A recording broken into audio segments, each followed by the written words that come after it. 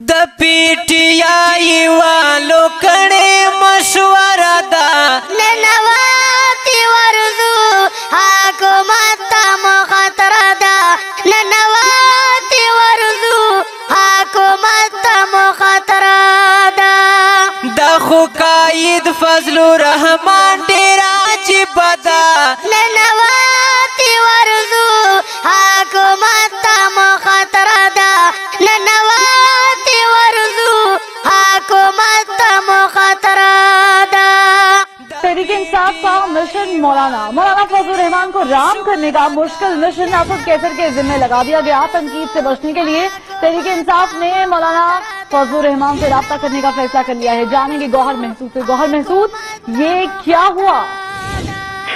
जी बिल्कुल, तहरीक इंसाफ के जो सख्त गिर मुखालिफ है वो मौलाना फजलुर रहमान जाने जाते हैं। इसको राम करने के लिए स्पीकर असद कैसर को ये जिम्मेदारी सौंपी गई है कि मौलाना फजलुर रहमान के साथ मुलाकात की जाए और उस मुलाकात में मौलाना फजलुर रहमान को जो कौमी पॉलिसियां हैं उन पर तनकीद के हवाले से नरमी इख्तियार की जाए। असद कैसर मौलाना फजलुर रहमान के दोस्तों और जानने वालों में से शुमार किए जाते हैं। इसी बुनियाद पर उनको ये टास्क दिया गया है। इसी वजह से आइंदा आने वाले चंद रोज में स्पीकर कौमी असम्बली की मुलाकात मौलाना फजलुर रहमान के साथ मुतवक्के है, जिसमें इस हवाले से मौलाना फजलुर रहमान को कायल करने की कोशिश की जाएगी कि जो कौमी पॉलिसियां हैं उन पर तनकीद के हवाले से हाथ होला रखे। ऐसा न हो कि तहरीक इंसाफ की जो हुकूमत की जो कौमी पॉलिसियां हैं वो मजीद उनके लिए नुकसान या उनको नाकामी का सामना करना पड़े। उससे बचने के लिए मौलाना फजलुर रहमान को राम करने का टास्क स्पीकर असद कैसर को सौंप दिया गया है। जो दखु कायद फजलुर रहमान डेरा जिबदा ननवाती वर्जू हुकूमत मुखतरा दा ननवाती वर्जू हुकूमत मुखतरा दा। मोंग दगा ख्याल वो डेर गलत प्रेर दुपद बसियासत मोंग दगा ख्याल वो डेर गलत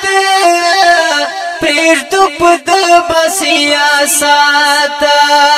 खुदाए पमुझ ये प्रेर दवीरान दा उल्टा दा ननवाती वर्जू हुकूमत मुखतरा दा ननवाती वर्जू हुकूमत मुखतरा दा खुदाए पमुझ ये प्रेर दवीरान दा उल्टा दा ननवाती वर्जू हुकूमत मुखतरा दा ननवाती वर्जू हुकूमत मुखतरा दा। द पीटीआई वालों कड़े मशवरा दा ननवाती वर्जू हुकूमत मुखतरा दा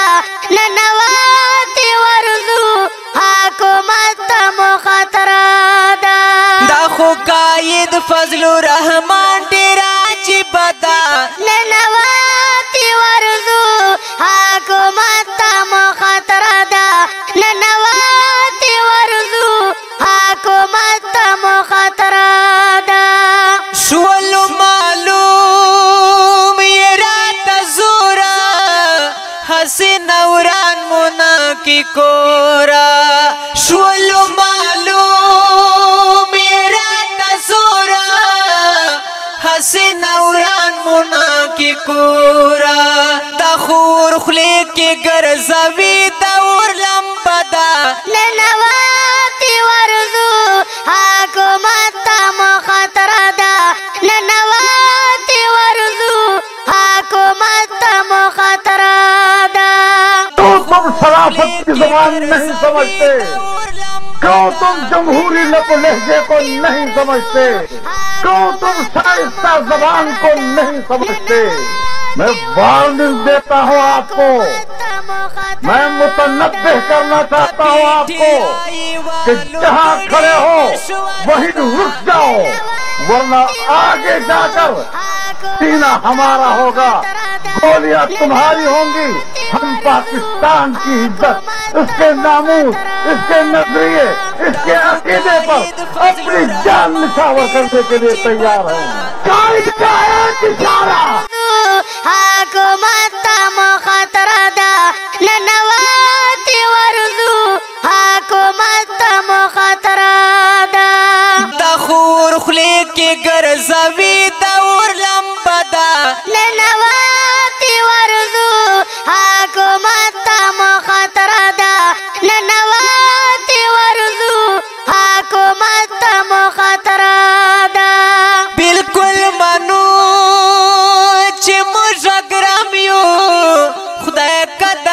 سرای سمایو بالکل منو چې موږ ګرام یو خدای کده ګر سرای سمایو دای خو علم د زمونږ ما مرتبه ده ننواتي ورزو حکومت مخاطر ده ننواتي ورزو حکومت مخاطر ده وای دای خو علم د زمونږ ما مرتبه ده ننواتي ورزو حکومت مخاطر ده ننواتي ورزو حکومت مخاطر ده د پیټیای والو کړي مشوره ده ننواتي ورزو حکومت مخاطر ده ننواتي ورزو حکومت مخاطر ده دا خو قائد فضل الرحمن ډیر عجیب ده ننواتي ورزو حکومت مخاطر ده ننواتي ورزو حکومت مخاطر ده ګرایني سوچي سکیږي مونږ خو دنیا ته مختوريږي ګرایني سوچي سکیږي مونږ خو دنیا ته مختوريږي لا خو وتلې مو سنه میاشتې موده ده ننواتي ورزو حکومت مخاطر ده ننواتي ورزو حکومت مخاطر ده لا خو وتلې مو سنه میاشتې موده ده ننواتي ورزو حکومت مخاطر ده ننواتي ورزو حکومت مخاطر ده د پیټیای والو کړي مشوره ده ننواتي ورزو